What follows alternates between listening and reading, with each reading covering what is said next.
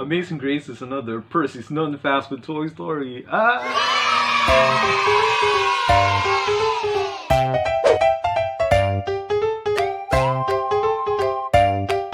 Hello, what's up guys? My name is Percy and I'm the Guinness World Record holder for the largest collection of fast food toys. Yeah baby!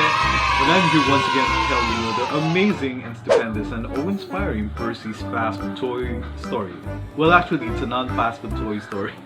I keep forgetting that. Okay, so the toy I'm referring to is none other than, ta-da! It's Banshee. Okay, the alter ego of Banshee is actually Sean Cassidy of Irish origin. So he is originally from Ireland, from the castles back in the feudal days probably. So he's an ordinary kid and he actually took a Bachelor of Science and as a student was quite good at what he did. But during his adolescent stage, he discovered that he has superhuman mutant capabilities, that of having a very strong vocal cords that could produce these ear splitting sounds. Okay, much to the detriment of others, can actually damage your auditory or even cause detriment to your to the opponent's physical attributes. Yeah, and it was because of these very powerful. I tried to keep it as a secret, but having that particular power, that sonic power, I mean it's really very hard to actually keep it a secret because it's actually a voluminous sound. I mean the volume is really heightened to the highest level possible. So it was because of his reputation of having this very voluminous sound, loud sound as a superpower. He was discovered by Changeling. Well, Changeling is one of those villains. I don't know if he's actually affiliated with the nemesis of the X-Men, but he tried to recruit Banshee. Yeah, well eventually he's got to have alter ego, and he called himself as a Banshee. Yeah, I think it's a mythological, the Banshee is a mythical creature that is known for his haunting sound, but I don't think it's a loud sound. But anyway, he tried to adopt the name Banshee as he does have this haunting sound, a very loud haunting sound at that. Okay, so because Changeling, as I've said, has the ability of actually assuming other personalities, so probably he did try to assume the identity of X-Men and did recruit Banshee here. And only when he did realize that he was just disguising himself as Professor X that he wanted to get out of the Factor 3. That was the group created by Changeling.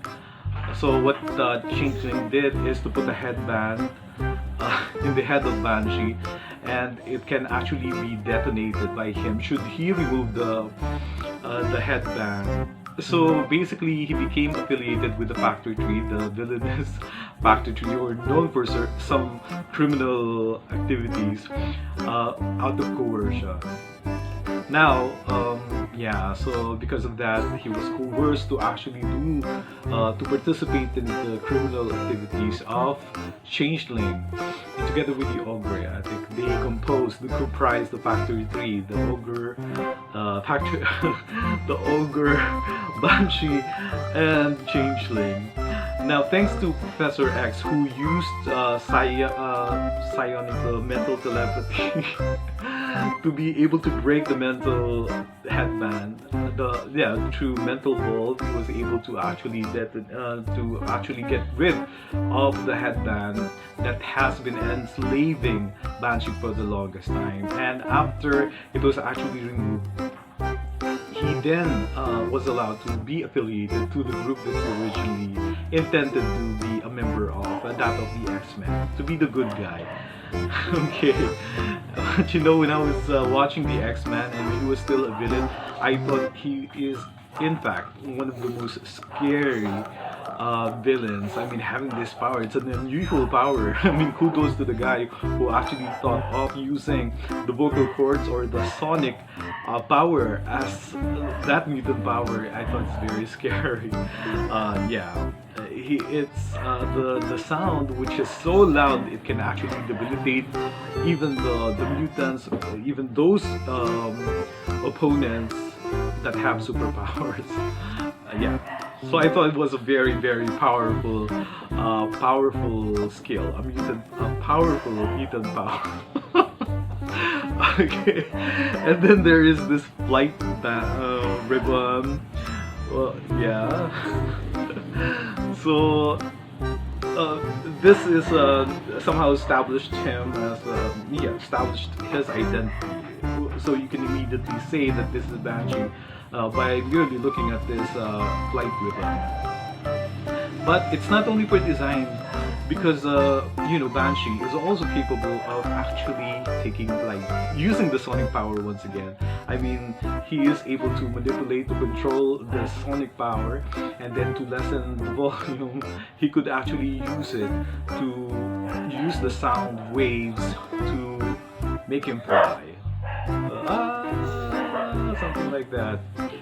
Or if he wants to focus on the opponents, he would try to heighten the loudness and then direct it to the opponent, and that is very, very detrimental for anyone who is opposing, who is opposing Banshee. Okay, so this is it. This is great. And like the other toys from Marvel Legends, this is well articulated. You can actually position him in different poses. There are a lot of joints that you can actually move and manipulate. This is truly great. He has an open mouth and he is about to let out a very, very loud sonic power. Okay. Okay, now I must say this is just an amazing grace. So once again guys, let's try to be thankful for every amazing grace that come to our lives, be they in the form of a Banshee toy from Marvel Legends, yeah, or also be thankful for our amazing grace, our ability to produce sounds. Sometimes you can use the sound, manipulate it, to control it, to make beautiful music, to sing wonderful songs. And also be thankful for our auditory skills, our ability to hear beautiful music. So these are gifts, gifts that we oftentimes take for granted, but these are definitely organs. These are abilities that we should be thankful of. Or basically just be thankful for every amazing grace, be they small or big, be they seemingly insignificant or the truly eventful ones, or just about every amazing grace that make our lives a lot more happy and jolly. And I thank you guys for always tuning in to Percy's Fast Food Toys, and hope to see you again with our next Percy's non-fast food toy story. So until then, bye bye, and here's Banshee.